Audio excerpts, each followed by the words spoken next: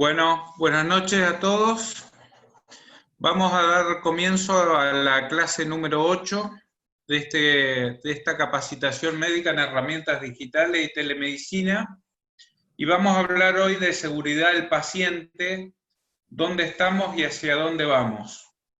Para los que no estuvieron ayer, les presento al doctor Vítolo, quien es médico cirujano, neurocirujano, con más de 35 años de experiencia en la medicina, pero que de los últimos 20 años se ha dedicado al sector de seguro de responsabilidad y trabaja como director médico en una de las compañías más grandes de la Argentina, en seguros de mala praxis y que atienden la salud. También es director de la diplomatura en seguridad del paciente y es profesor invitado en la carrera de especialistas de medicina legal de la Universidad Católica. Hoy vamos a hablar de nuestra realidad y la seguridad del paciente, y esta es una diapo que después la van a volver a dar, y vamos a hablar mucho de calidad de salud. Y también de las causas que producen o por qué son producidos los accidentes, causas humanas y a veces relacionados con técnicas o falta de infraestructura. Así que, Fabián, te escuchamos. Buenas noches. Muchas gracias. Bueno, ¿qué tal? ¿Cómo les va? Buenas tardes. Otra vez me tienen que aguantar a mí. Ayer después, hablando con César, dije, bueno, voy a hacer un giro. Vamos a hablar de seguridad del paciente, pero gran parte de esta charla voy a hablar de seguridad en la era digital, porque estamos en un curso de herramientas digitales y vamos a tratar de hacer un enlace entre la seguridad del paciente y la salud digital.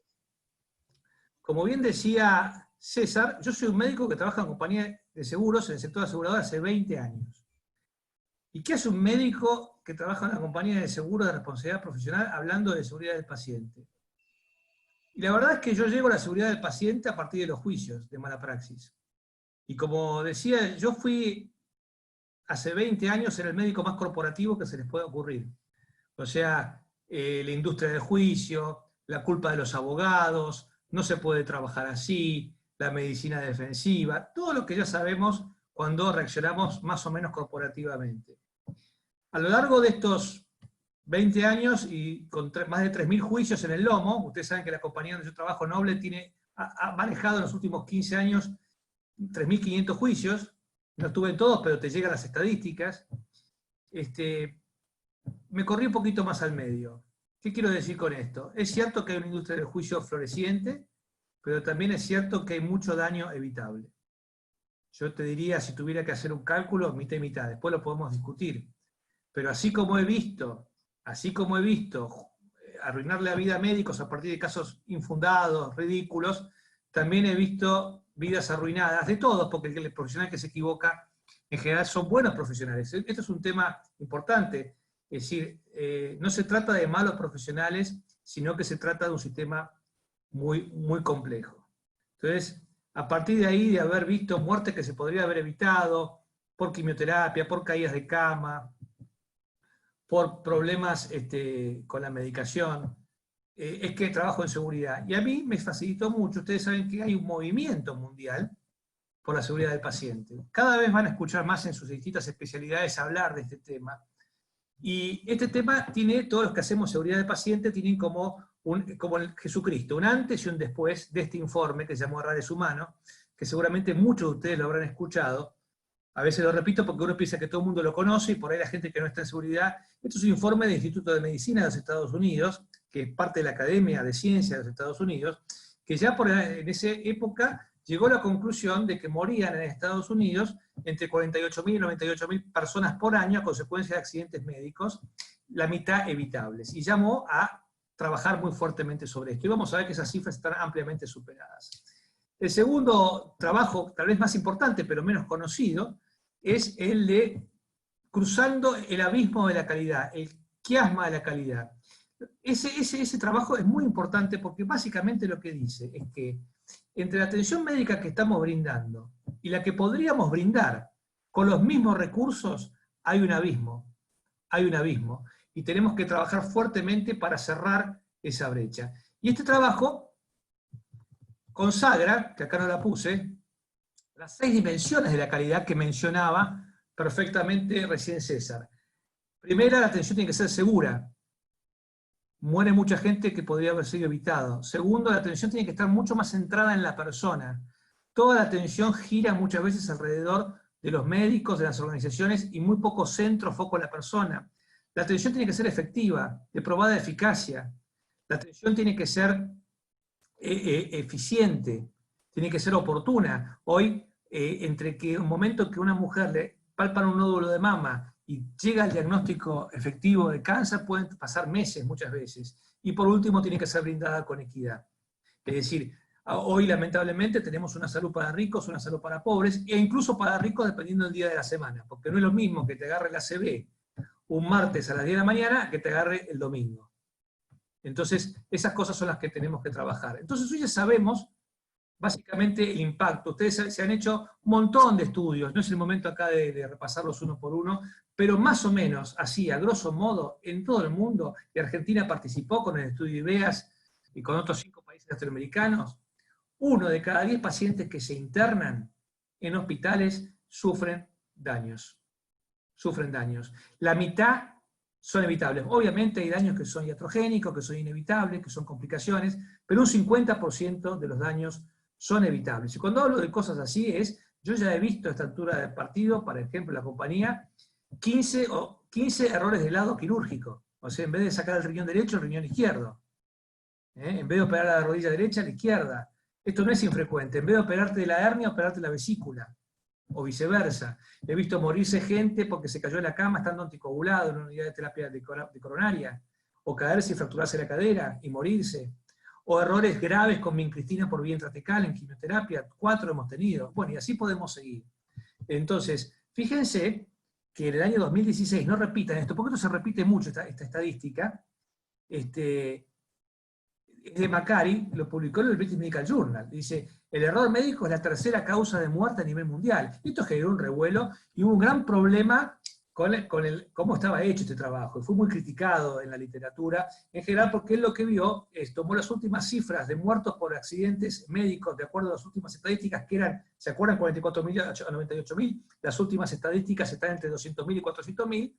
Y dice, bueno, si mueren 400.000 personas por errores médicos, lo comparo con los certificados de función de muertes cardiovasculares, de cáncer, de accidentes, y me da que el error médico solamente es superado por el cáncer y las enfermedades cardiovasculares, y supera a los accidentes de tránsito, etc. Esto fue muy criticado porque no tenía un pasamento, pero vamos a ver que después, a través de trabajos mucho más elaborados, no estamos tan lejos. Si ustedes hoy googlean y ponen Organización Mundial de la Salud, 10 datos sobre seguridad de pacientes, se van a quedar choqueados. Porque ahí tienen la página, está en español. Lo que hizo la OMS fue juntar en el 2018 un poco todo lo que había publicado, muchas revisiones sistemáticas, muchos estudios. Y fíjense que hoy, si bien no es la tercera causa de muerte, hay consenso bastante grande en que es la 14ª causa de morbo y mortalidad a nivel global. O sea, errores médico-asistenciales. A mí no me gusta poner médicos. Errores asistenciales, 14ª. Para que tengan una idea del impacto de esto es a nivel de países subdesarrollados, es como la tuberculosis, como el paludismo, y a nivel de países desarrollados como la esclerosis múltiple. O sea, estamos en un problema de salud pública. Primera cosa que tenemos que tener en cuenta. El tema de la seguridad no lo podemos manejar exclusivamente a nivel micro de lo que hace el médico, sino con un programa de salud pública y a nivel meso de las organizaciones. Ustedes fíjense que la cantidad de médicos, de pacientes que fallecen por complicaciones quirúrgicas, el tema enorme de errores de medicación, hospitalaria, la polifarmacia en el adulto mayor, y tantísimas otras cosas que terminan produciendo mucho daño. Y esto también tiene un impacto económico. A mí, yo durante muchísimos años, hablaba del impacto humano de esto, de las muertes, ¿no? O sea, estamos hablando de miles de muertes evitables, pero, viste, a veces me sentía como, ¿se acuerda del viejo ministro Alfonsín que decía, les hablé con el corazón y me contestaron con el bolsillo? Entonces yo desde hace tiempo ya que estoy empezando a hablar de bolsillo, porque si no le adelantamos el corazón, por lo menos que le duela, Todo esto hace perder muchísimo dinero. ¿Cuánto dinero? Y más o menos, hace 3 años se juntaron en la OCDE ministros de salud de todo el mundo, de la OCDE, no de todo el mundo, son 43 países, el único país de la OCDE de Latinoamérica es Chile. Y más o menos compartieron sus estadísticas. Llegaron a la conclusión de que el gasto en salud, sus hospitales gastan un 15% de su gasto, es para tratar complicaciones que podrían haber evitado con medidas relativamente de bajo costo. Y estoy hablando, no de cosas muy esotéricas, estoy hablando de escaras, estoy hablando de caídas, estoy hablando de errores de medicación, básicamente, y estoy hablando de control de infecciones.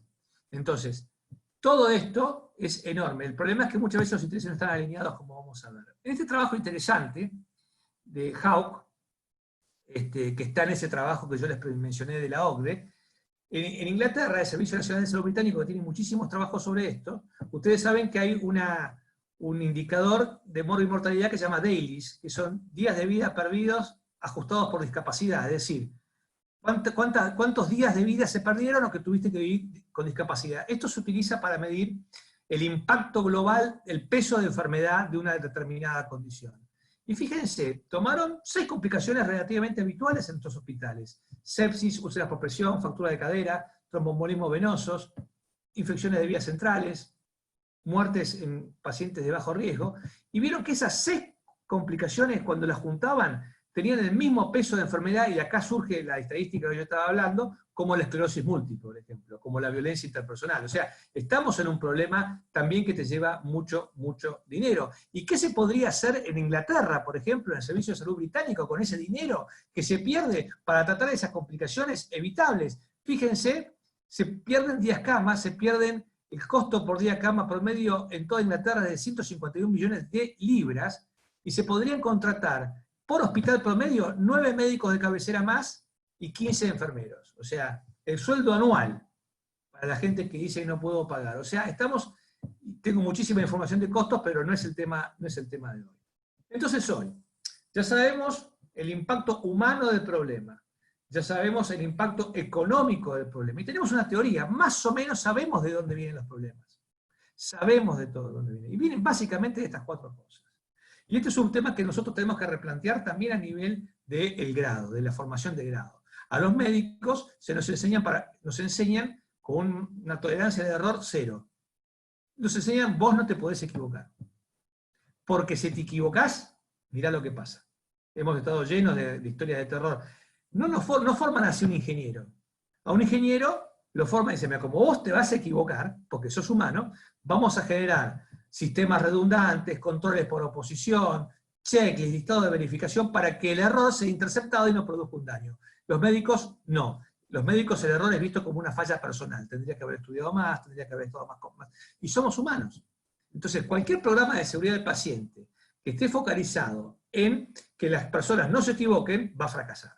Lo que tenés que hacer es sistemas seguros que intercepten los errores. Segundo, no nos damos cuenta de lo compleja que es la medicina. Alguien decía, la medicina antes de la era antibiótica era sencilla, era ineficaz, y era barata, era segura. Hoy es infinitamente más eficaz, pero infinitamente más compleja y más peligrosa. Drogas peligrosas, procedimientos peligrosos. Y la medicina en general es un sistema complejo. Y los sistemas complejos se caracterizan porque la incertidumbre es la norma. La incertidumbre es la norma. Seguramente ustedes cuando van a un hospital, a diferencia de alguien que va a una central nuclear, que por ahí es más predecible, pasan cosas, y ustedes tienen que ir adaptándose continuamente a estas cosas. Fíjense que hay 120 especialidades y subespecialidades, 6.000 drogas, 4.000 procedimientos, límites de responsabilidad difusos, canales de comunicación muy malos, ahí se van a producir errores. Entonces, los sistemas complejos necesitamos guías macro, pero también tenemos, o sea, como si fueran las reglas de tránsito. Estas son las guías macro de seguridad, pero en el camino decidís vos. Gente empoderada para poder actuar. En seguridad del paciente, la hipernormatización puede generar más daño que bien. Después estamos en sistemas deficientes, obviamente el médico, el enfermero, trabaja en un sistema, donde hay muchos factores que influyen entonces caer sobre el último eslabón de la cadena es un problema. Y ustedes saben ya que hace mucho tiempo, habrán oído 1000 veces la teoría del queso suizo de James Rison.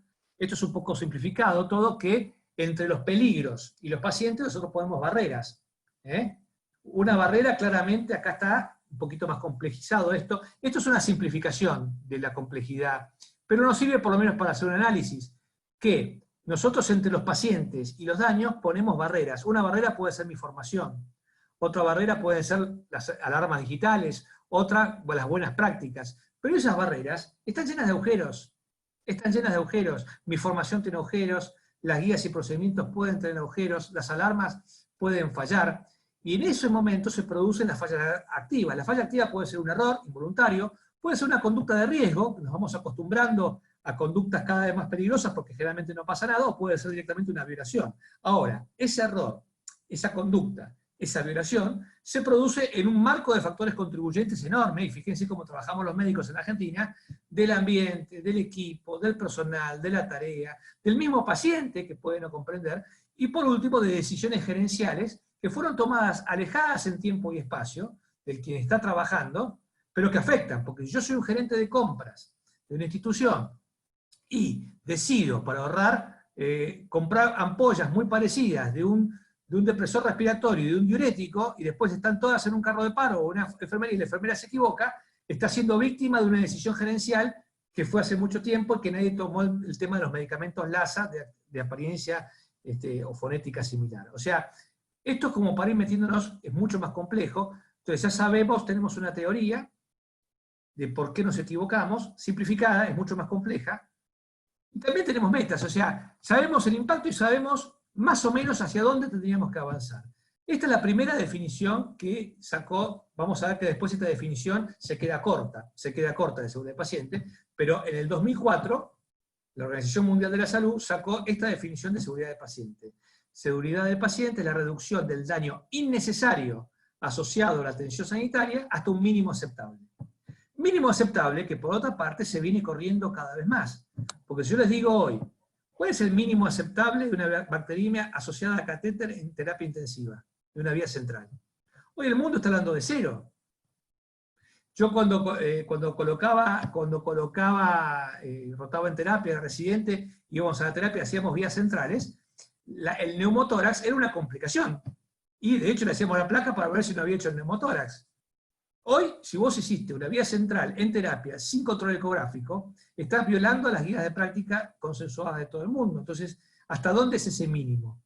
Entonces, pero tenemos metas, ustedes saben que si uno viera los eventos adversos, bueno, claramente de las que pueden hacer más riesgos, pero en el 2004, la Joint Commission Internacional y la Organización Mundial de la Salud lanzó las grandes metas. Cuando yo le digo a mis amigos, o gente que no está en el mundo de la medicina, que las metas internacionales de seguridad son estas, por ejemplo: operar al paciente correcto del lado correcto, comunicarnos efectivamente, caídas. No pueden entender que estas cosas pasen. Y sin embargo, todos los que estamos en hospitales sabemos que estas cosas pasan todos los días. Entonces, cada una de estas cosas requiere una estrategia cierta de poder trabajar, sobre todo, ustedes saben, el tema de comunicación es central. Nosotros no le damos mucha bolilla en medicina a las habilidades blandas, pero son las que realmente marcan diferencia, es decir, la capacidad de comunicarse, de transmitir información, de trabajar en equipo, de comunicarse estructuradamente, de chequear la información cómo fue recibida. Bueno, todo esto está muy claro. Ha habido campañas, ustedes habrán oído hablar de la Alianza Mundial por la Seguridad del Paciente. En el año 2004 se funda y empieza a sacar estas campañas. Estas campañas son campañas de propaganda mundial que buscan aplicar medidas con base de evidencia muy alta, como para que nadie las pueda discutir. Habrán oído hasta el cansancio el eslogan "manos limpias salvan vidas". Esa fue la primera gran meta, objetivo internacional de seguridad, que manos limpias salvan vidas, cuyo bebé, digamos, fue el famoso los 5 pasos de la higiene de manos, que ahora están tan de moda y todos los conocen. El segundo desafío mundial por la seguridad del paciente de la Organización Mundial de la Salud fue cirugía segura salvavidas. Ustedes saben que la utilización del listado de verificación quirúrgica ha permitido reducir la morbimortalidad quirúrgica en el mundo en un 30%. O sea, el solo hecho de tener como los pilotos un simple checklist que van monitoreando que el paciente es correcto, que la prótesis está, que esto está, y esto ha reducido. Claro, hay que hacerlo bien, tienen que participar todos, eso es otro problema que podemos discutir. Y el último desafío de hace 3 años es medicación, el bebé de este producto, de esta alianza, fue el listado de verificación quirúrgica. Y estamos en plena tercer desafío, que es el tema de medicación sin daños, que llama a prestar atención a los grandes temas de medicamentos de alto riesgo. Estoy hablando de opiáceos, de insulinas, de heparinas, de quimioterapia, de soluciones concentradas de electrolitos, el tema de pacientes vulnerables, todos los que están internados por la magnitud de los medicamentos, todos los que tienen medicación crónica, todos los adultos mayores, los que son insuficientes renales, insuficientes hepáticos, insuficientes cardíacos, porque por ahí vienen muchos temas.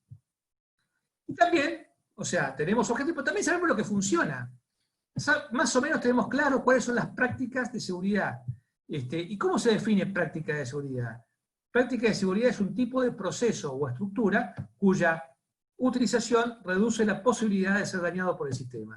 A mí me gusta porque te pone el sistema como NOXA, y las prácticas de seguridad como si fueran la vacuna. Fíjense que AHRQ, que es este documento, junto a AHRQ, la Agencia Federal de Calidad y Seguridad de los Estados Unidos, juntó en el 2013 a universidades, a expertos mundiales, y les pidió que hicieran un listado, y este documento se baja en forma libre de internet, también lo publicaron en Annals of International Medicine, de las prácticas de seguridad con mayor evidencia científica. O sea, algo que nadie discute, que nadie discuta, y fíjense que llegaron a este top 10. Tienen 10 medidas fuertemente recomendadas y tienen 12 medidas recomendadas. Ahora bien, aplicando estas cosas, que uno diría, bueno, esto lo hacemos, el tema es cuando vas a ver cómo se implementa, no se implementa bien. O sea, el tema de los paquetes de medidas en terapia intensiva no se están utilizando bien, se está haciendo como un checklist, no como el concepto. No vamos a avanzar en cada uno de estos porque sería todo un curso de seguridad del paciente. Pero lo que voy es que nosotros ya sabemos la magnitud del problema, sabemos el qué, el por qué hay que hacerlo y sabemos el qué. No queda tan claro el cómo. El cómo es, porque el cómo depende del contexto local. Entonces el cómo lo tienen que descubrir ustedes, cómo lo van a hacer ustedes en sus lugares, es un poco de contexto el tema. Entonces, ¿qué es lo que pasa? Hace 20 años que yo me desgañito hablando de esto, que hablo con la gente, que visito, formo parte de 80.000 comités de seguridad, estoy en tanto el sector público como privado, como de obras sociales, y la verdad que cri, o sea, no avanza nada, muy poco se avanza. O sea, nos cuesta mucho tener datos, organizar esos datos en conocimiento, con información contextualizada, y nos cuesta mucho transformar el conocimiento en acciones concretas, medibles, con indicadores. Y esto tiene que ver porque hay barreras enormes para hacer esto, barreras muy poderosas. Primero es que no terminamos de entender que este es un tema central de salud pública. La seguridad del paciente es un tema de salud pública como es la obesidad, como la hipertensión, como la diabetes, y para eso tenemos que tener mucho más indicadores, mucho más seguimiento, muchos más temas. Muchas barreras culturales. Dentro de las barreras culturales, la falta de liderazgo, el individualismo propio de la atención médica, el escepticismo, mucha gente como no se maneja con la tiranía de los pequeños números. Si yo te digo que el tema de error de lado es un problema, créeme que es un problema, porque yo tengo, como concentramos en la compañía de seguros un montón de información, claro, esto no se condice con tu experiencia personal. Digo, el tema de caídas de la cama, hay que darle bolilla porque es un tema importante, la gente se cae y se muere, o se fractura la cadera. Entonces, mucho escepticismo, mucha tolerancia, mucho temor, por supuesto, a los juicios, al impacto mediático, y esto hace dificultoso. La industria del juicio es un problema, porque esto hace que la gente se retraiga, no comente los errores, no los difunda, entonces es más difícil. Esto es un tema que podríamos avanzar mucho más largo. Es decir, a los médicos nos gusta, que ustedes son reumatólogos y hay muchísima investigación en reumatología, la evidencia dura, ¿no? O sea, dame el estudio randomizado, controlado, doble ciego, que me demuestre que el checklist reduce la morbimortalidad operatoria, porque yo tengo este paper, pero tengo este otro que lo aplicaron y no fue lo mismo. Y la verdad es que es muy difícil aplicar en cosas sociales, porque la higiene de manos no es un tema técnico, es un tema social, y la aplicación de un checklist no es un tema técnico, es un tema social.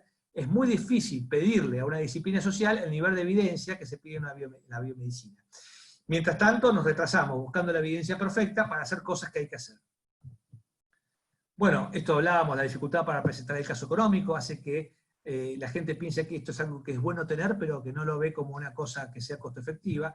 Muchas veces hay intereses no alineados, el del médico por un lado, el de la clínica por otro, el del financiador. Fíjense que en el interior del interior, con el sistema de pagos, como no tenemos un sistema de pagos por valor hoy, ni te debitan por complicaciones que te debieran debitar como ocurre en Estados Unidos, a algunos dueños de clínica todavía les conviene un paciente que se quede internado en terapia más tiempo. O sea, a mí la cama me la pagan igual. O sea, muchos todavía ganan más, aunque parezca mentira, sacar girocama, etcétera, por el paciente que se complica que por el paciente que anda bien. Entonces este es un problema. Y por último, los individuos aprendemos, pero las organizaciones no terminan de aprender realmente. O sea, un cirujano que se equivocó de lado, yo les puedo asegurar que nunca más opera del lado equivocado, nunca más, ese cirujano. Ahora, no necesariamente ese aprendizaje individual se transmite al conjunto. Entonces, el desafío enorme es cómo logramos nosotros transformar a las organizaciones en entes inteligentes que puedan aprender y mejorar. Decía que en los últimos años, y la pandemia nos ha obligado una de las cosas para los que hacemos seguridad de paciente y los que venimos hablando de resiliencia hace mucho tiempo, es que durante 20 años hemos dicho que la seguridad es eventos adversos, prevención de eventos adversos, pero la seguridad también es la capacidad que tienen los individuos y las personas de poder sostener sus operaciones ante distintas circunstancias previstas o imprevistas. Es decir, es la capacidad del sistema de ser resilientes, de poder tener el COVID, pero también poder operar las otras cosas y poder no afectar tanto el sistema. Y eso también es seguridad. Y eso tiene que ver con la capacidad de respuesta de las organizaciones, con la vigilancia, la capacidad de monitoreo que tenemos, o sea, encender en la gente el sentido de estar alerta, la capacidad de aprendizaje de las cosas y de anticiparse a los futuros problemas. Es decir, así como cuando decimos que definimos salud, no solamente como la ausencia de la enfermedad, sino también como el estado de bienestar físico, psíquico y social, la seguridad del paciente no solamente es la ausencia de eventos adversos, sino también la capacidad de poder seguir operando y ajustando las cosas ante distintas circunstancias. Seguridad, en definitiva, es lo que hacemos todos los días en nuestro servicio. Es esa enfermera que de repente vio que colocó una lupa en el office de enfermería para poder ver bien las ampollas, está generando seguridad. Es alguien que tomó una medida de prevención y que está generando. Bien, hasta acá la mitad, y haciéndole honor a César, porque estamos en un curso de herramientas digitales, yo dije que aceleré mucho el tema, otro día les puedo hablar de seguridad del paciente más en extenso, pero vamos a ver cómo se aplica esto a lo que estamos hablando. O sea, ¿qué es lo que pasa con la seguridad del paciente y la tecnología informática? En general con todas las tecnologías. Ustedes saben que cuando uno va a incorporar, y en este caso estamos hablando de telemedicina, estamos hablando de aplicaciones, estamos hablando de historia electrónica, hay una nueva tecnología es conceptual cuando es absolutamente nueva. Es decir, es algo nuevo, algo que ha pasado las fases de investigación y ya se empieza a probar, y entonces algo nuevo con la cual la gente, eso es una nueva tecnología conceptual. Ahora bien, esa tecnología va probando y demuestra ser segura a lo largo del tiempo, pero para algún lugar de contexto va a ser nueva tecnología contextual. Les pongo un ejemplo. Esto es viejo, pero en mi lugar es nuevo. La telemedicina tiene 20 años, pero en mi lugar es la primera vez que lo aplico, con lo cual para vos es nueva tecnología contextual. La cirugía bariátrica en la década del 90 era una nueva tecnología conceptual, un nuevo concepto de cirugía.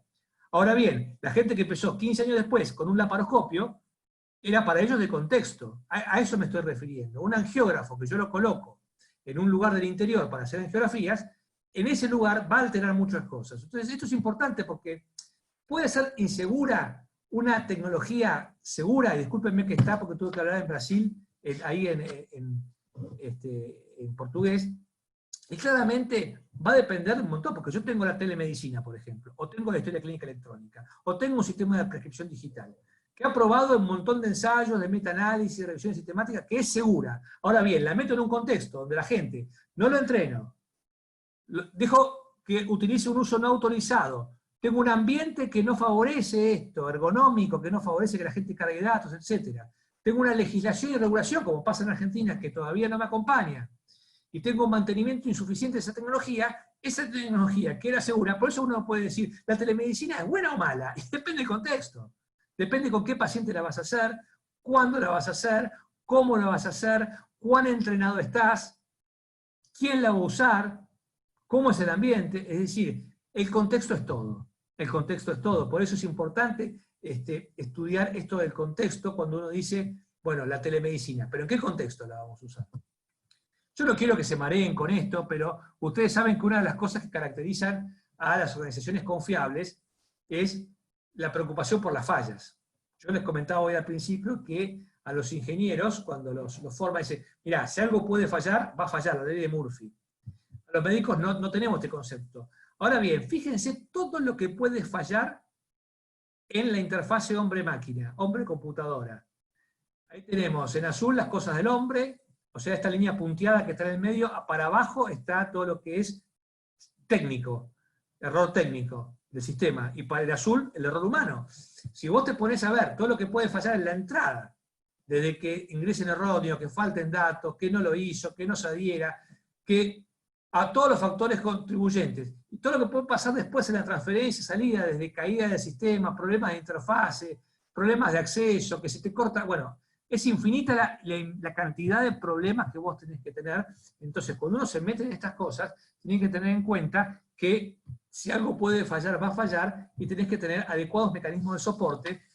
Hoy, antes de la preparación, estábamos con Roberto Prada, que nos organizaba si fallaba algunas cosas del sistema.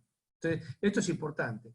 La gente empieza a utilizar la tecnología informática, como otras tecnologías, y claro, te soluciona muchísimos problemas, pero te genera otros.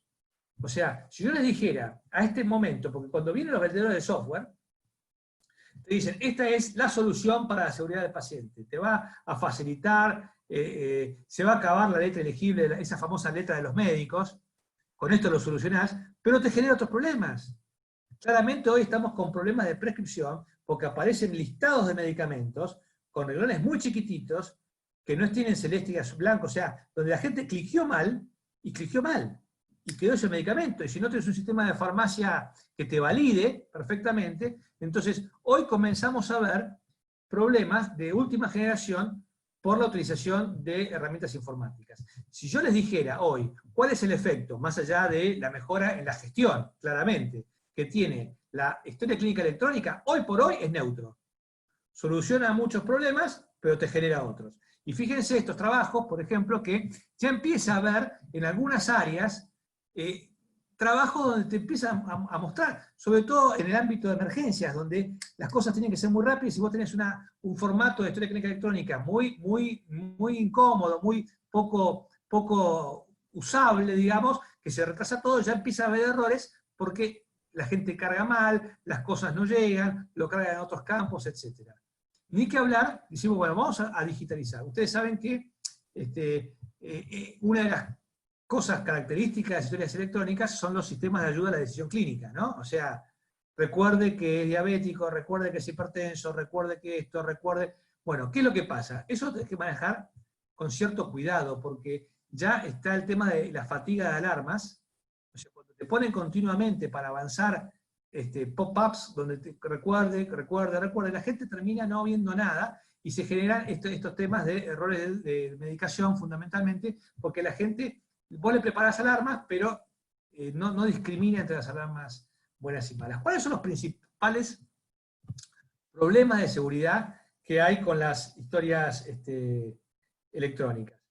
En primer lugar, es muy común el ingreso incorrecto de datos. Es decir, el ingreso incorrecto se ve bastante bien. O sea, no hay una adecuada transcripción. O de repente no se acomodó el peso del paciente. Está preparado todo y esto se ve mucho en pediatría, bueno, en pacientes obesos, unidades de dosis incorrectas. O de repente yo tengo un campo para ingresar la indicación y tengo un campo libre, e ingreso la indicación en el campo libre, con lo cual esa indicación nunca llega a farmacia no dispensa medicamento. Estas son cosas que se van viendo. Esto se ve en todo lo que es tecnología, todo lo que es la configuración, o sea, los seteos de los aparatos. Entonces a veces vienen seteados, esto lo vemos mucho, hemos tenido casos millonarios de obstetricia, donde el monitoreo electrónico estaba mal seteado, con otra hora, esto es muy difícil. Cuando hay que el sistema viene con valores por defecto y uno los tiene que corregir y no los corrige, o hay inconsistencia en la actualización de datos, no se transcriben órdenes escritas, no se introduce un resultado de laboratorio, entonces esto queda absolutamente perdidos. Tal es así que en el año 2012, el Instituto de Medicina, en la serie de esos trabajos que veníamos hablando hace un rato, sacó el trabajo que para mí.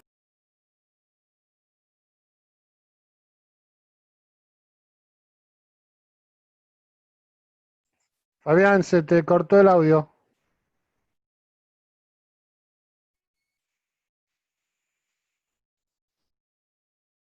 Fabián. ¿Ahí estoy bien? Ahí, se te cortó el audio. Sí, pará. Volvé un poquito para atrás. Sí, vuelvo. ¿Ahí no me escuchan? Sí, ¿No? sí. Ah, Sí, se te Ahí escucha. te escuchamos bien. ¿ahí me Se escuchan te había bien? puesto el mute. Sí, sí. Es que ya no me aguanta más el sistema. Ya es una cosa. Menos mal que mi Es uno computadora. de los errores del sistema. No soy yo, que ya no me aguanto ni yo hablando. Mi computadora ya tiene todo comida ahí, porque le escupo, ¿viste? Ustedes tienen suerte que es virtual. Este es el trabajo probablemente más importante sacado, es viejo, pero está todo, se baja libremente de internet, sobre seguridad informática y seguridad del paciente, ¿no? O sea, lo que dice este informe básicamente es que se ha avanzado mucho en gestión, o sea, es como que todos los software están preparados para mejorar la gestión. Y no se ha prestado mucha atención a los efectos adversos o a la seguridad del paciente. Entonces lo que dice es que el sistema debe darse pasos proactivos para garantizar que la tecnología informática sea desarrollada e implementada, teniendo como foco a la seguridad y por supuesto al paciente, ¿no? O sea, que es el centro. Entonces, decíamos, ¿cómo hacer más segura la tecnología existente? Entonces yo creo que acá es muy importante, vuelvo a todo esto, a instrucciones de usos, a programas de mantenimiento, a poder haber transparencia de ver cuáles son los errores, porque si la gente no dice cuáles son los errores en el manejo de la tecnología informática, que estén acreditados los sistemas, o sea, nosotros tenemos que lograr que la tecnología existente sea cada vez más segura. Y yo he visto, ustedes saben que la principal causa de eyección de su silla de gerentes de sistema en Estados Unidos es la elección de un software para una organización de salud, un hospital. Yo he visto echar a 3 personas acá en Argentina, porque si vos te equivocaste en la elección de tu organización, estoy hablando de hospitales grandes, del sistema, te metiste en un vericueto que después no salís más, y los gastos son enormes. Los gastos son enormes, los gastos de software. Son muy difíciles de recuperarlos en el tiempo. De ahí que muchas veces en muchos países están subsidiados la informatización. Te ayudan porque vos tenés una inversión inicial muy grande y el retorno sobre la inversión es muy lento. Por eso es que no se informatiza más, cuando tendríamos que tener mucho más subsidio para la informatización. Ahora bien, cuando la gente quiere contratar o informatizarse, generalmente se concentra en estas dos dimensiones. Entonces, traigo un tipo de sistema que me habla de fierros, sé cuáles son los fierros, las capacidades, la conectividad, el software que voy a necesitar, y generalmente se toman los jefes de servicio, un grupo chico de médicos, para que me armen un poco la historia clínica ideal. Claro, entonces, ¿qué pasa? Vos estás viendo dos dimensiones de un sistema que es conocido como sistema sociotécnico, donde hay una parte técnica, pero hay también una parte social que tenés que atender, porque no es lo mismo, así, tener el sistema de, todo el mundo pondera el sistema informático del Hospital Italiano.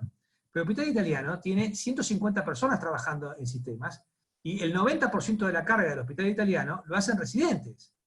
Y si usted es una clínica donde no hay residentes, y no le va a cargar eso, y el médico va y viene, y no tiene un apoyo del sistema, ese sistema no le va a servir, porque no va a poder hacerlo. Entonces el contexto, vuelvo a decir, es muy importante evaluar todas estas dimensiones que estamos viendo ahí.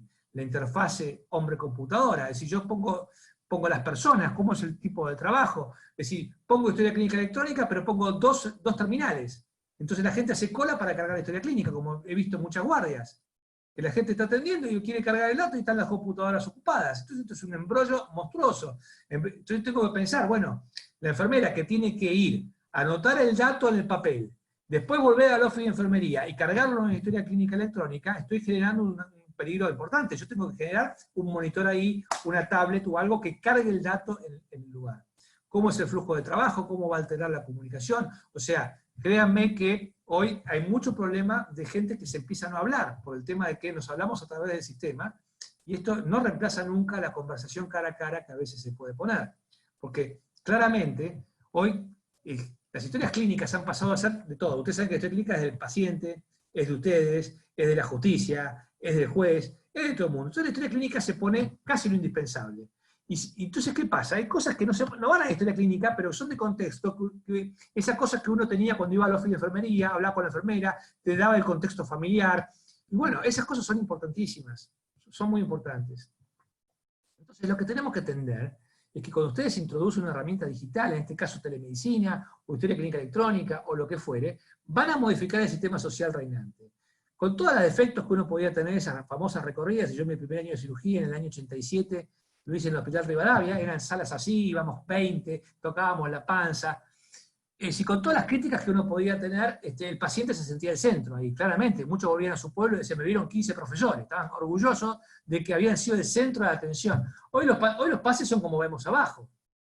Y el paciente queda muchas veces abandonado y no se da cuenta. Esta gente está trabajando por el paciente, pero el paciente no lo percibe muchas veces. Porque no hay un contacto, no hay... Bueno, Maglio habla mucho de esto, de la necesidad de tocar a la gente, de tener una relación más cercana. Entonces, es probable que hoy por hoy, por ejemplo, ha disminuido muchísimo la conversación médico-enfermero. El médico en su lugar llena, el enfermero en su lugar completa, se comunican a través de las sesiones electrónicas, y falta esa cosa blanda de ir al oficio de enfermería y charlar y discutir. O sea, ustedes van a tener estas cosas que son importantes de tener en cuenta. Fíjense en la importancia del contexto. Acá, parafraseando a la novela de Wells, Historia de dos ciudades. Tenemos dos hospitales que contrataron exactamente el mismo sistema informático. Dos hospitales pediátricos monstruosos, como el Children's de Boston y el Seattle, el Hospital de Niños de Seattle. Los dos tomaron el mismo sistema, pero uno triplicó la mortalidad, y el otro bajó. O sea, el Children's de Boston que aplicó un sistema, pero a los 2 meses se dio cuenta que le producía más eventos adversos y más daño, y cuando veía a su colega que no tenía, vos fijate la diferencia.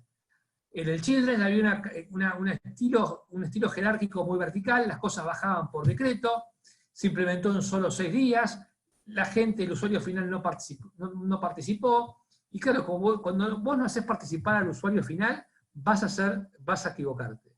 O sea, la prueba de usabilidad, la prueba de que el usuario final pueda realmente tener voz, tener opinión, es muy importante, porque es la gente que te va a mover el sistema. Entonces, es muy importante el contexto. ¿Cuáles son los juicios que se originan en esto? Fíjense, en Argentina así en forma directa, que yo te dijera, si hizo el juicio por un error informático, no recuerdo en todos los casos que tenemos. Sí tenemos muchísimos donde se ha aplicado la historia electrónica, pero básicamente tienen que ver con esto, ¿no? Casi todos son errores humanos, errores humanos, y menos el tema de error de software. Error en el ingreso de datos, escribiste la historia clínica de otro paciente, mucha gente para ahorrar plantilla copia y pega, y bueno, y ahí es donde se hacen problemas.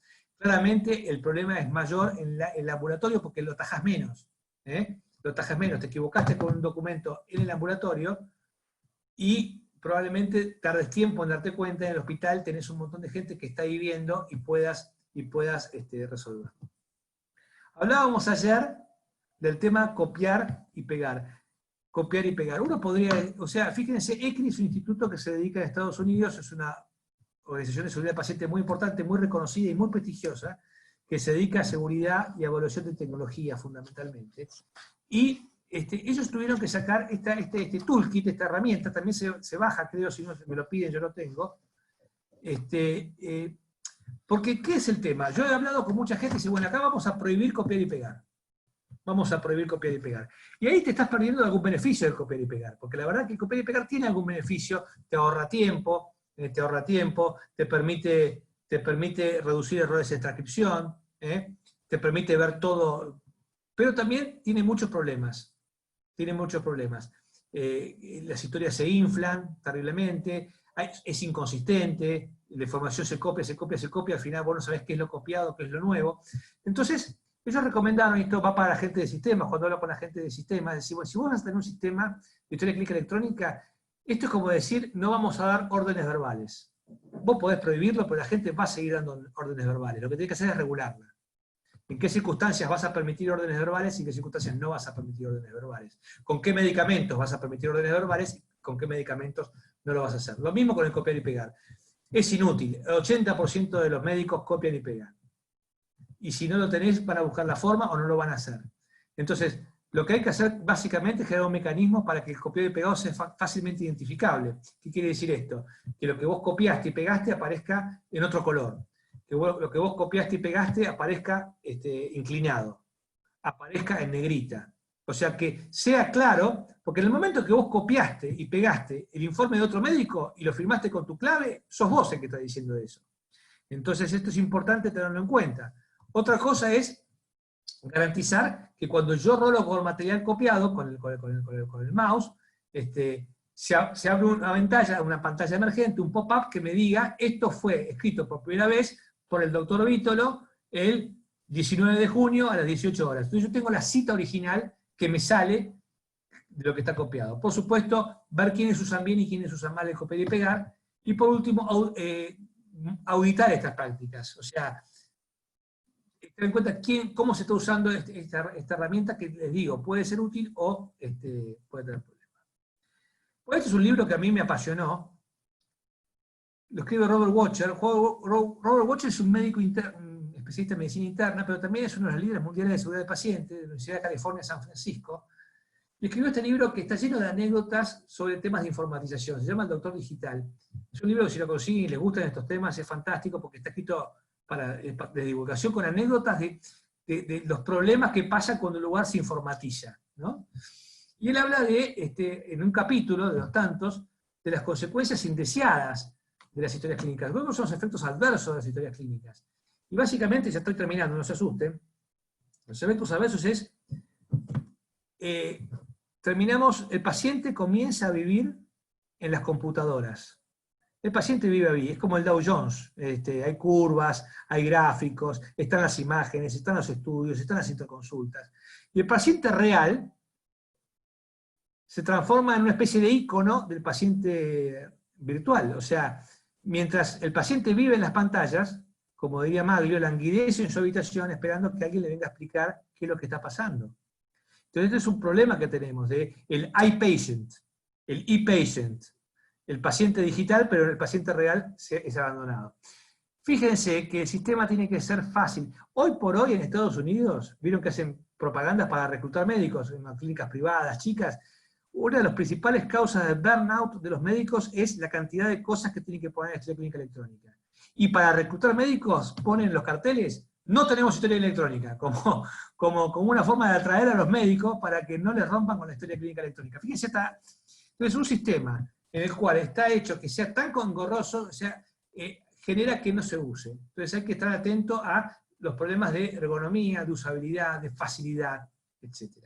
El enorme impacto, lo hablábamos recién, yo recuerdo hasta con cierta nostalgia mis primeros años de residencia, donde del tercer piso de neurocirugía del Hospital Fernández bajábamos al área de rayos, donde me pasaba la mañana en rayos, hablando con los radiólogos, viendo las tomografías, viendo las placas, con algún viejo radiólogo que te mostraba la base de cráneo y te mostraba la radiografía, aprendiendo, intercambiando.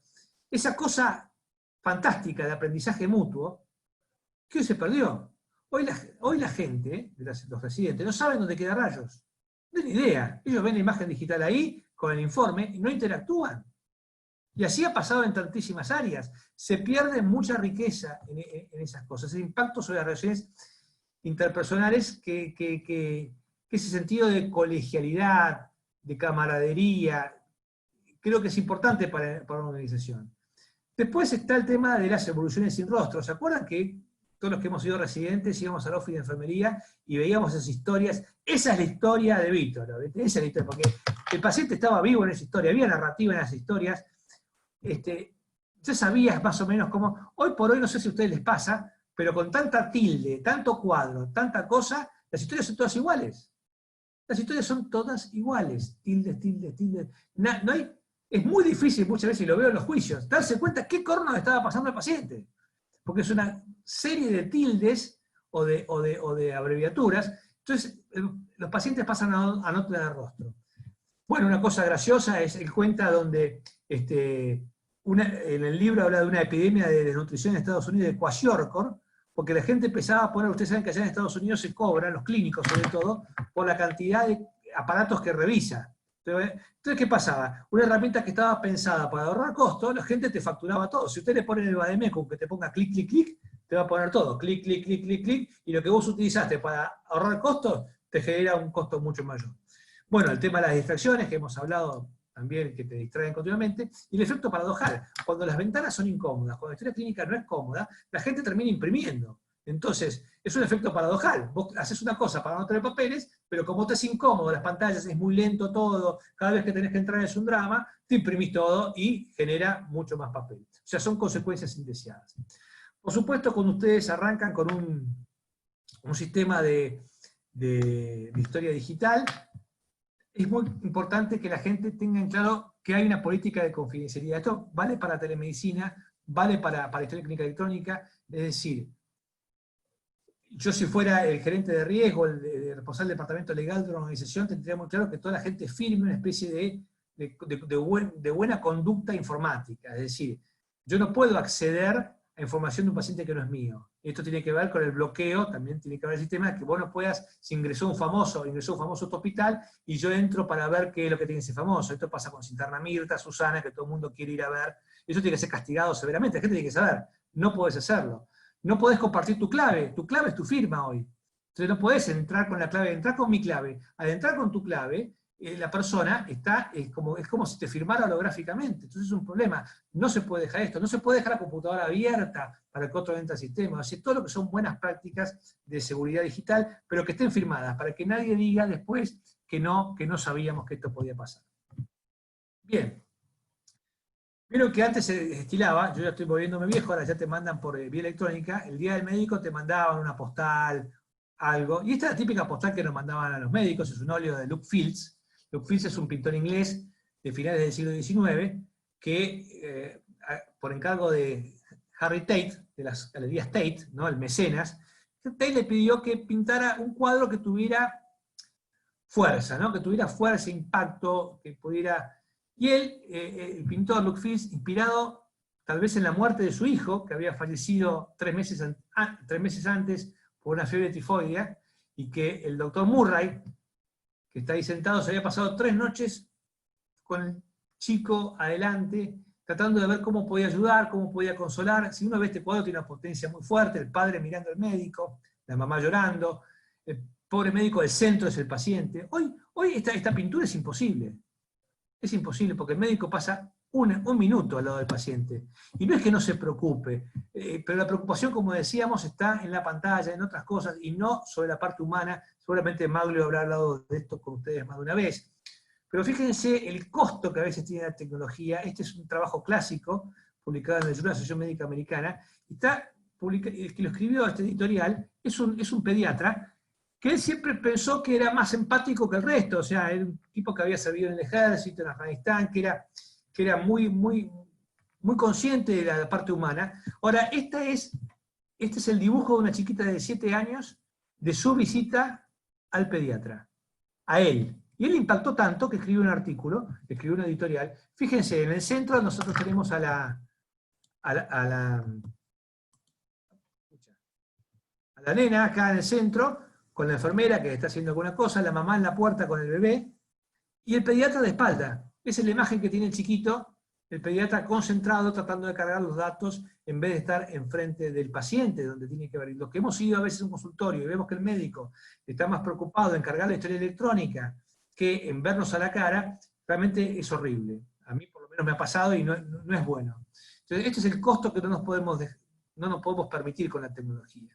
Porque acá, la gente del Hospital Británico son muy amigos, muy queridos, asegurados nuestros, hace muchísimos años trabajan muy bien, y hace 3 años se embarcaron en un proceso de informatización de todo el hospital. Y yo, saliendo de un día del hospital, veo historia clínica electrónica para mejorar tu historia. Y la verdad es que al día de hoy no está seguro que ha mejorado la historia, ni la del paciente, ni la nuestra, ni la de las organizaciones. Entonces el desafío enorme que tenemos a veces es realmente que esto, que más allá de un eslogan, sea realidad, y que la tecnología, ya sea la telemedicina, la historia clínica digital o lo que sea, sirva realmente para cambiar la historia de todos. Así que bueno, me han marcado 53 minutos exactamente. Voy a dejar de compartir pantalla. Les agradezco esta paciencia, 2 días, es una sobredosis mía.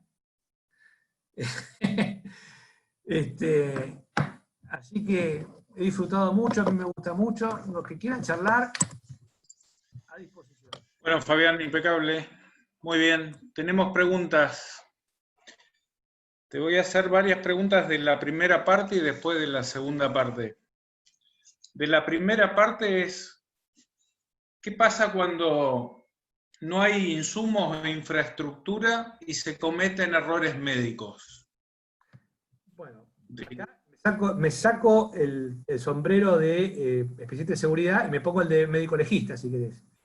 A ver, acá es un tema de liderazgos, o sea, claramente la medicina es una responsabilidad de medios. La obligación del médico, a nivel micro, de ustedes, o sea, que están en el frente de batalla, es una obligación de medios.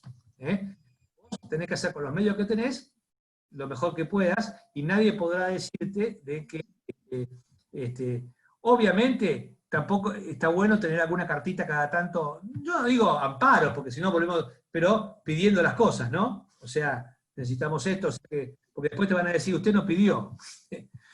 O sea, pero claramente es un tema de liderazgo. Todo lo que es seguridad del paciente es liderazgos. O sea, claramente hay cosas que el médico de combate que está en el frente no puede mejorar, pero la verdad es que a veces a mí me pasa, me llaman a mí, me ha pasado, por ejemplo, en el sur, que costaba cubrir guardias de terapia intensiva pediátrica, y dice, yo estoy de coordinador de una terapia y durante 3 días de la semana no tengo médico terapista. ¿Estoy expuesto? Y sí, la verdad que estás expuesto, porque vos estás coordinando eso. Si yo pudiera decirte, tendrías que salir de ahí, pero tampoco me quiero meter con tu bolsillo. Entonces, ¿qué es lo que pasa? Bueno, será un tema caso por caso, pero para la defensa del médico individual, yo lo que... Tampoco es bueno en las historias poner todas las deficiencias. O sea, y acá hablo también como médico más legista. Es decir, paciente que llega en pésimas condiciones, sin vía, sin esto, vos podés poner sin tabla, sin collar, poner un traumatismo. Entonces vos podés decir lo mismo de otra manera. Paciente que ingresa, se coloca vía, se coloca collar, se coloca tabla. Estoy diciendo que no tenía nada de esto. Estoy diciendo que no tenía nada de esto. O sea, esto es lo que pasa, pero es un tema desde el punto de vista de responsabilidad individual, y después es un tema de liderazgo, de ver cómo no acostumbrarse a eso. Y está bien que la gente que le faltan insumos, pide insumos. Estamos viendo con el COVID, mucha gente le faltan insumos. Y esto es una cosa imperdonable. En el mismo sentido, te pregunto qué pasa cuando el sistema o la burocracia del sistema nos hace fallar porque retrasa un diagnóstico o un tratamiento. Lo mismo, a ver. ¿Qué pasa? Se producen daños. Por eso es que las soluciones no son a nivel micro. O sea, cuando vos pensás en seguridad, hoy hablé mucho de seguridad del paciente a nivel micro, porque estoy hablando con médicos. Pero vos no podés tener islas. O sea, vos no podés tener un nivel micro si el nivel meso, que es la cultura organizacional, el liderazgo de esa organización, los jefes de servicio, la gente que tiene que mover las cosas, no tiene una visión clara de seguridad, y sobre todo si el poder político y salud pública no le importa. Entonces, por eso es que vos tenés que tener planes de seguridad, tener planificado qué es lo que querés hacer, mucha más atención primaria, bueno, en fin, tener mucho más capacidad de resiliencia en el sistema, pero yo no tengo, si tuviera esta solución que vos me planteás, sería ministro, no la tengo. Es decir, pero ¿estás expuesto? Sí, estás expuesto. ¿Cuál es la solución? No hay forma de pedir. La seguridad del paciente no es el tema del pobre médico que está en la guardia con 20 pacientes para atender, es un tema de los que tienen cabeza y los que tenemos tiempo, entre los que me cuento, digamos, porque yo no estoy ahí atendiendo pacientes. Esa gente tiene que pensar en un sistema más seguro. Y hacerse responsable del sistema que han creado. Hacerse responsable del sistema que han creado. Porque acá siempre se corta por el hilo más delgado, ¿no? A mí me ha pasado en algunas situaciones, sobre todo mediáticas, o cosas donde el intendente dice, bueno, sacrificamos a la médica. Entonces el tipo sale a la noche a decir a los medios, esta aberración de esta médica que no ha cumplido con su deber, ya la hemos sumariado, exonerado. El tipo piensa que solucionó el problema. Y los periodistas también se quedan tranquilos. Hay sangre, ya hay una víctima. Bueno, esto tenemos que cambiarlo. Pero también tenemos que cambiarlo, ¿sabes qué? La gente no demanda seguridad. Parte del problema es que la gente no demanda seguridad. La gente interpreta que los hospitales son lugares seguros. Y la gente interpreta que seguridad depende de la excelencia individual, no de un sistema. Por eso es que cuando las cosas salen mal, se enganchan con vos, con César Graf. Y el tema sos César Graf, no es el sistema. Entonces yo creo que hay que empezar a hablar también a la gente de seguridad de paciente para pacientes. O sea, con su rol de controlador, de pedir, porque la gente no pide seguridad. Si la gente pidiera seguridad, otro sería cantar. Okay. ¿Qué confiabilidad tienen los certificadores de instituciones? ¿A qué te referís? O sea, ITAES, SENAS. ITAES, todo eso. Mirá, yo creo que su ejercicio, yo soy pro acreditación, a muerte. ¿Por qué? Porque la acreditación te permite tener a alguien de afuera que ve cosas que vos no ves y que te pone en el norte, porque el ejercicio de acreditar, el ejercicio de que vengan, de que alguien te haga una auditoría, te vea las cosas, que tengas procesos, hace que vos alinees a tu organización atrás de un objetivo. Que a veces, cuando vos se lo pones así en abstracto, el objetivo es que los pacientes estén mejor, te cuesta explicarlo. Ahora, si vos decís, mira, estoy con ITAES, estoy con SENAS, estoy con la gente que acredita, digamos, esto va a hacer que la gente se vaya metiendo, y por lo menos con la gente que sea más reacia, ¿sabe por qué lo tienen que hacer? Porque estamos acreditando, punto. Entonces ya se acabó la discusión. Ahora bien, esto no es bueno hacerlo coercitivo, por eso es importante tener, si vos vas a acreditar, tenés que tener en cada servicio identificado a quiénes son los que los americanos llaman los champions. O sea, los campeones, la gente que te va a mover la cosa. Y la gente no necesariamente es el jefe de servicio. Vos de jefe de servicio tenés que esperar por lo menos que no te ponga palos en la rueda. Ya con eso está bien. Ahora, después vos tenés esos médicos que todo el mundo mira, que todo el mundo respeta. Vos tenés los formadores de opinión en cada servicio. Entonces, si vos no vas a contar con esa gente, es muy difícil que vos puedas implementar desde una dirección. O sea, esto es, vos tenés que tener tus soldados, tenés que tener identificados qué gente vas a contar para poder acreditar y el ejercicio de hacerlo. Yo creo en la acreditación. Ahora, es cierto que tenés que sostenerlo en el tiempo, porque acreditaste y la gente acreditó y después baja inmediatamente la... Pero creo que es un buen ejercicio. ITAES, yo estoy muy vinculado a la gente de ITAES, menos a la gente de SENA, está SIDCAM, tenés opciones. Okay.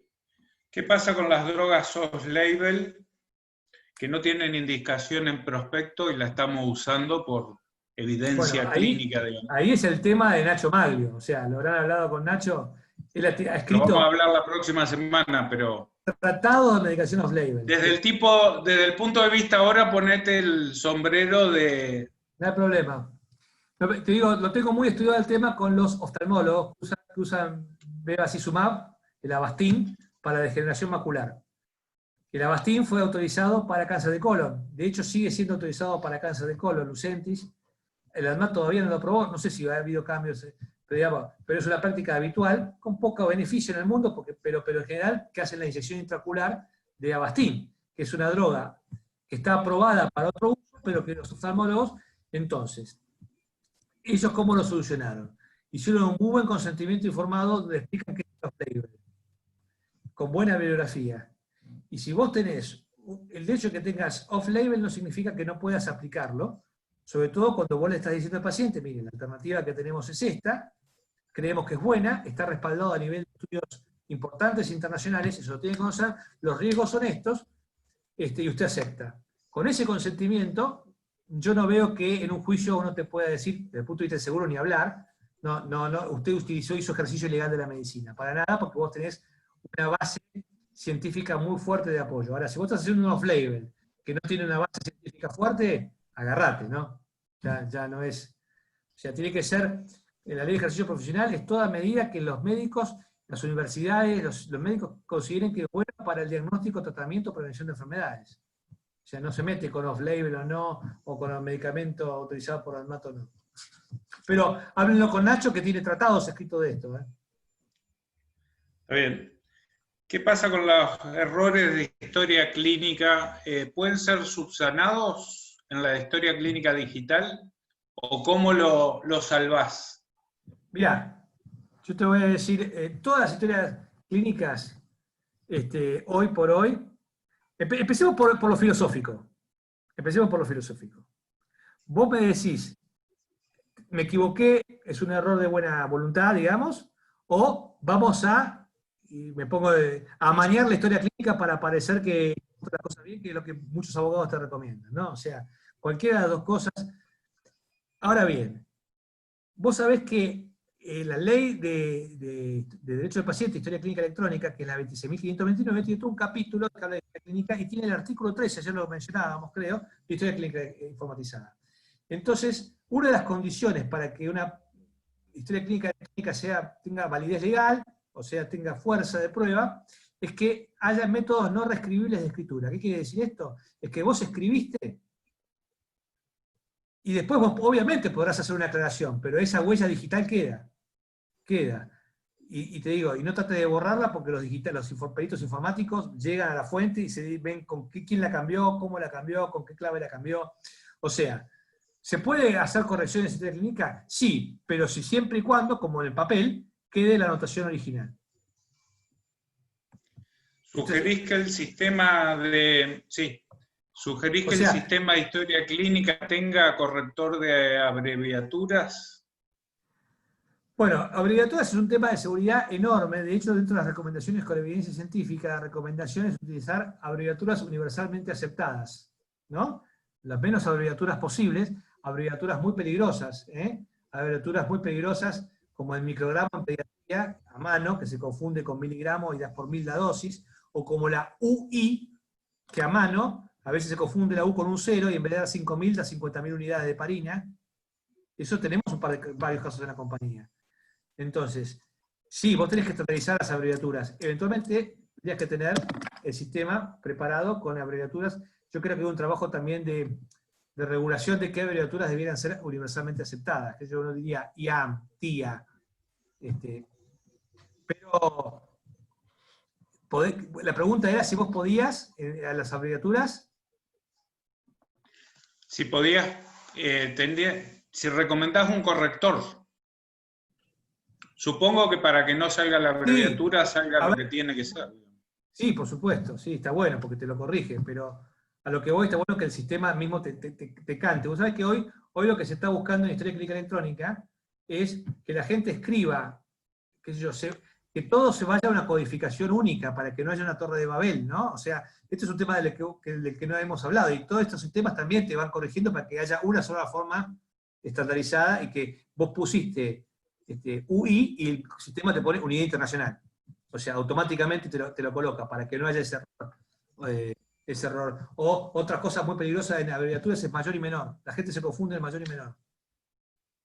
Entonces es mejor poner mayor que, menor que. Okay. Mayor que, menor que. Porque la gente se confunde. Hay abreviaturas muy peligrosas. El punto cero es peligrosísimo. Bueno, en fin. Hay mucho para hablar de eso. Pero una de las cosas importantes en historia digital es luchar por la compatibilidad. No puede ser que vos tengas el hospital italiano con una historia, el hospital británico con otra historia, y el sistema público con otra historia, y vos vayas a un hospital público y la gente no puede acceder a tu historia del hospital italiano. Esto es imagínense lo que sería el sistema bancario, así. Que vos pudieras operar nada más que con tu banco. Y fueras a otro lado y no pudieras operar.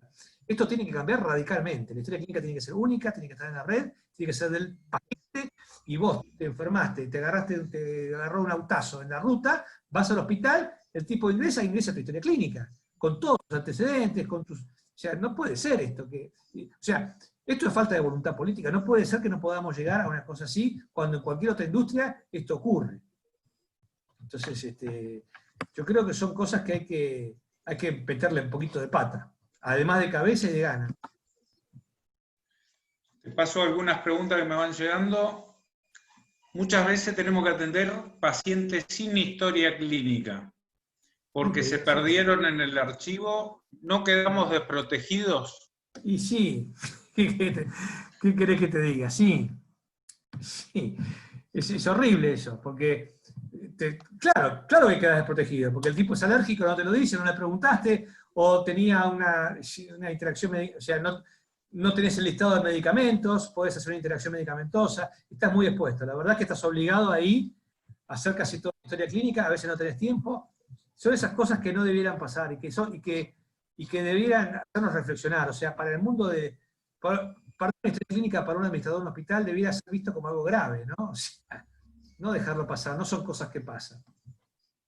La verdad bueno, en muchos hospitales cada servicio tiene la historia clínica de un mismo paciente, locura. digamos. Eso olvidate, las fichitas,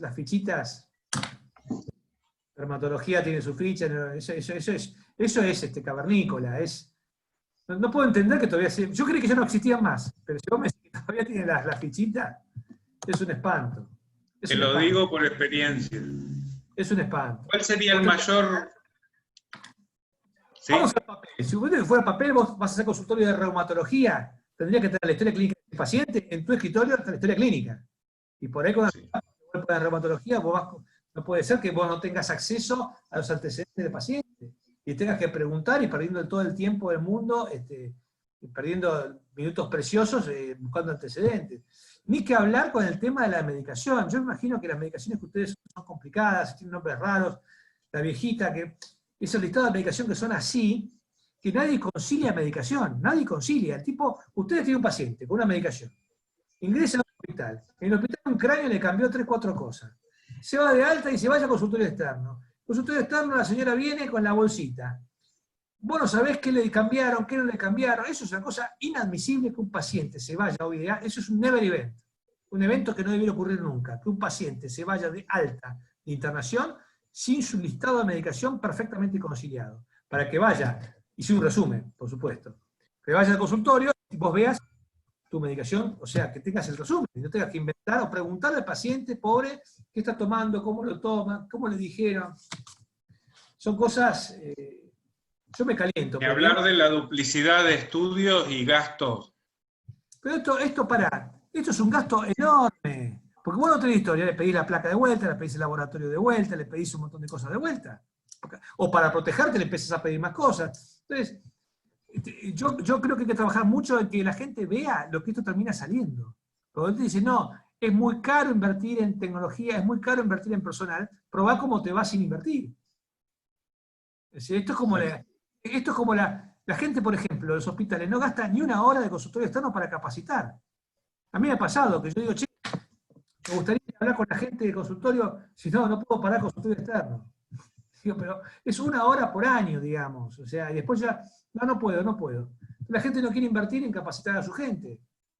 Entonces la gente se desmotiva, ¿no? Es horrible. Y lo mismo pasa con un montón de cosas.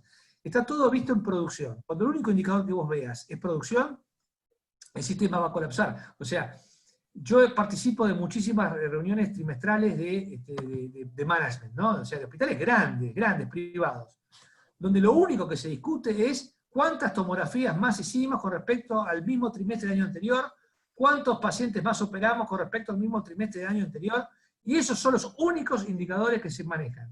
Nadie está contando experiencia de paciente, nadie está manejando encuestas de satisfacción, eso se maneja a otro nivel, nadie está consciente del nivel de infecciones que tenés adentro, lo maneja el infectólogo, pero no lo maneja el que decide, lo terceriza. Y esto no debería ser. ¿Cuál sería el mayor temor al escribir en la historia clínica? Referido a opiniones personales en la evolución clínica o palabras que utilizamos en la evolución. Mirá, la recomendación que uno da, y lo daba desde siempre, yo me acuerdo cuando daba historia clínica en papel, tiene que ser objetiva. Vos te tenés que limitar a lo que oís, ves, tocas, palpás o te dicen. Obviamente, o sea, objetivo.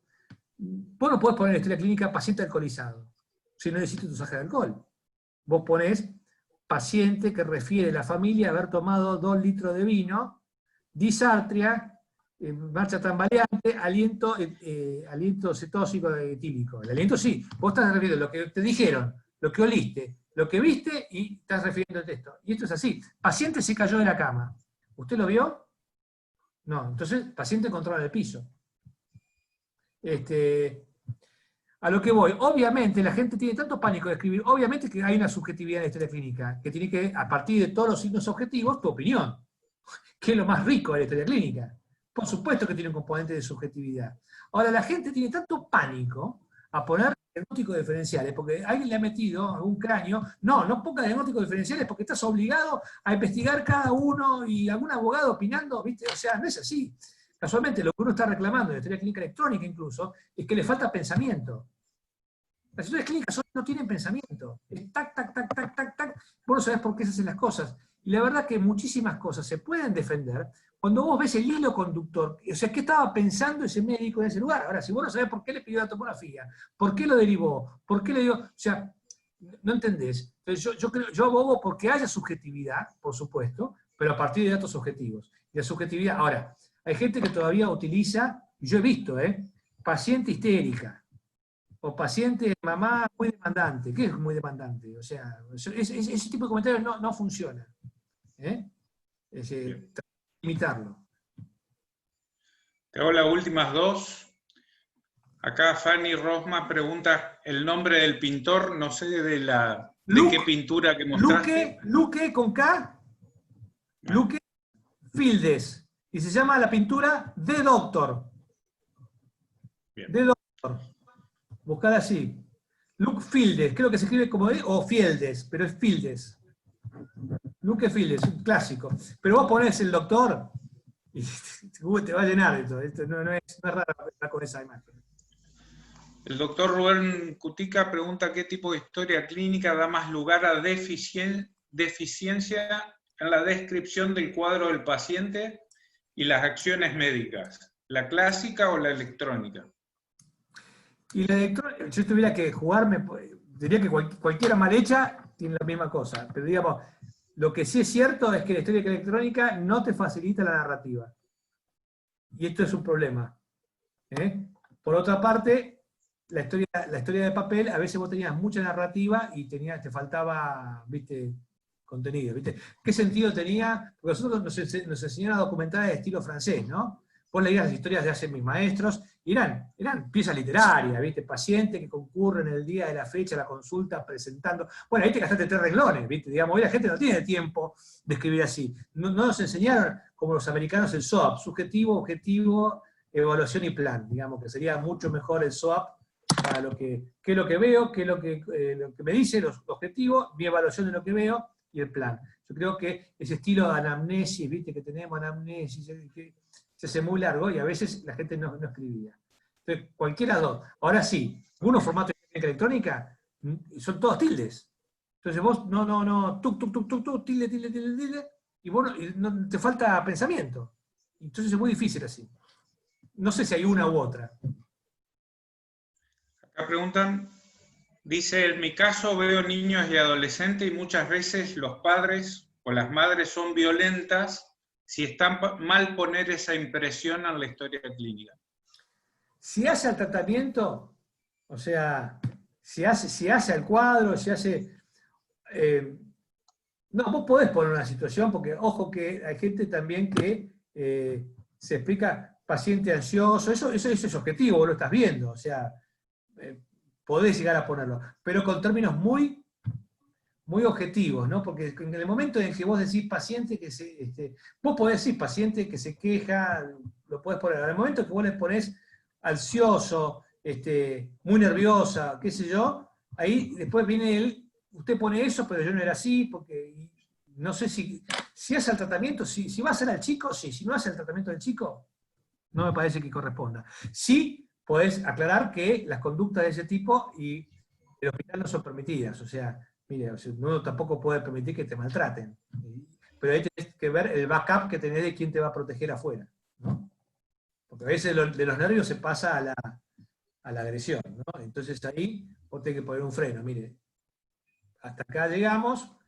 Esto es la relación médico-paciente es una relación de confianza. Si usted no confía en mí, yo no puedo seguir siendo su médico. El Código de Ética de la AMA prevé esto, es que vos tengas que derivar derivo al paciente porque siento que ha perdido confianza en mi terapéutica, que tenemos una relación que no, y lo derivás. No seguir una relación que es media tóxica a veces. Bueno, y te hago las últimas dos. Dice que hay una contradicción. Si no escribimos todo en la historia clínica, podemos tener problemas los médicos, las instituciones, y si ponemos todo, como decía vos, paciente histérica y qué sé yo, con el paciente. Entonces, ¿cuál es el punto medio, Mirá, digamos? mi consejo acá sería esto. El centro no son ustedes, el centro no somos nosotros. El centro no es el juicio, el centro no es la organización de salud, el centro es el paciente. Entonces, vos ponés en la historia clínica lo que te parece que el paciente necesita para que otro médico lo entienda y sea suficiente. No podés estar pensando en una medicina defensiva, escribiendo para proteger por el juicio. A ver, la historia clínica tiene un rol, sobre todo los que se han informado, hay que darle bola, pero digamos, obviamente cuando hay falta de insumos vos ponés algunas cosas, pero esto está en el arte de cómo poner las cosas. O sea, uno se da cuenta cuando hay mucha catarsis en la historia clínica. O sea, la historia clínica no es un buen lugar para catarsis.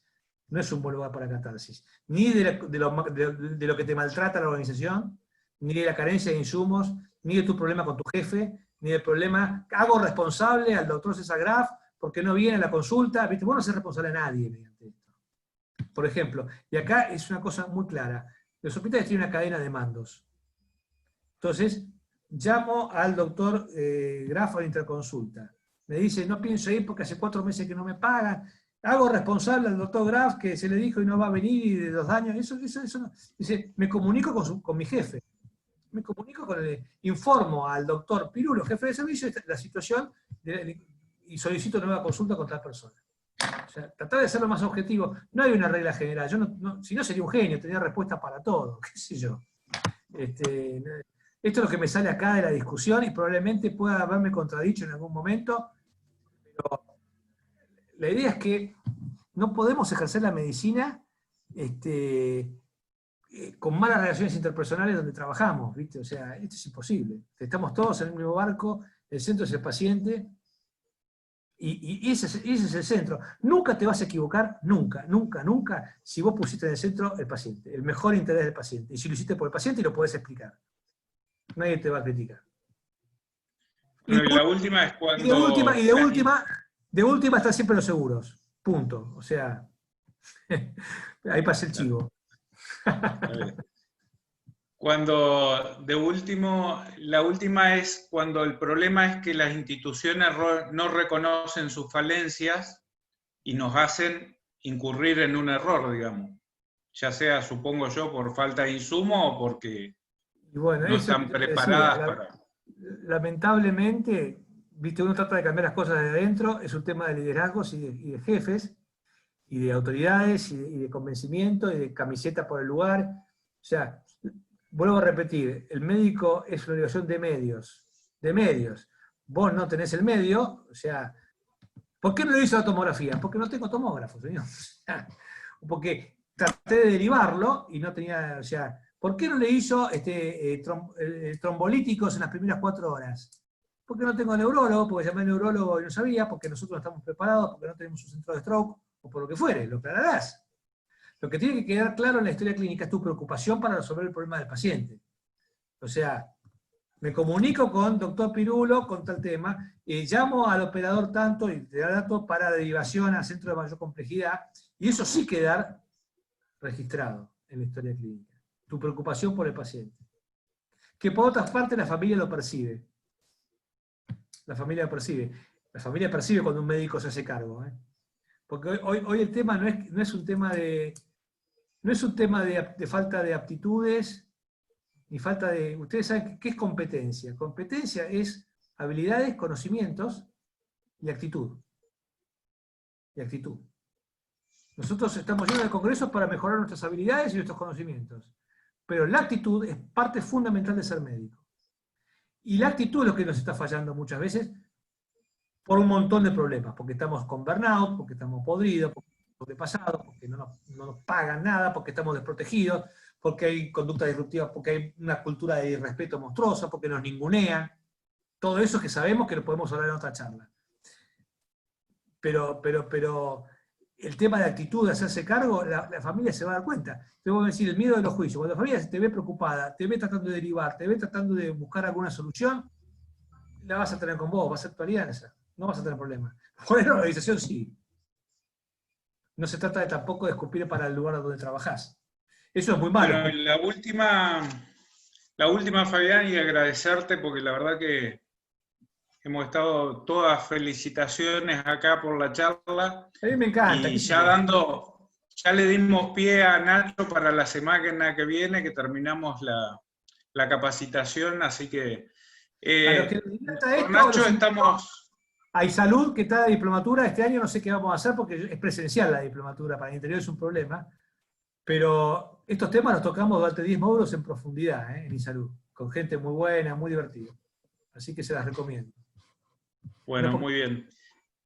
Pero bueno. Lo último, ¿asumir el error o no? Porque estamos viendo con Nacho que hoy ya conviene asumir el error. No te quepa duda. A ver, al menos lo último que dijo. Hemos escrito juntos con Nacho. Puta, ¿me abrís temas? No vamos a las 11 hoy, la última. Durante mucho tiempo, esto en la literatura internacional se llama disclosure, revelación.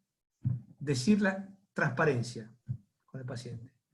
Y hay todo un movimiento que aboga, primero que hay un mandato ético de decir la verdad.